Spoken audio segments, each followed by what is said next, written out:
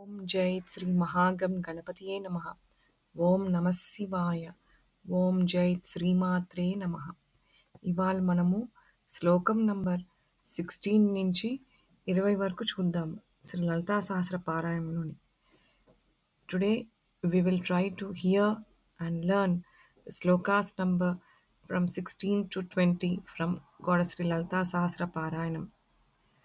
అరుణారుణ కౌసుంభ వస్త్రభాస్వత్కటీతటీ రత్నకింకిణికారమ్య రసనాదామభూషితా కామే సజ్ఞాత సౌభాగ్య మార్దవోరుద్వయాన్వితా మాణిక్యమకుటాకార జానుద్వయ విరాజితా ఇంద్రగోపపరిక్షిప్త స్మరతూ నాభజంఘికా గూఢగుల్ఫా కూర్మపృష్ఠ జైష్ణుప్రపదాన్వితా నఖదీధితి సంఛన్న నమజ్జనతమోగుణా పదద్వయ ప్రభాజాల పరాకృతసరోరుహా సింజానమణిమంజీర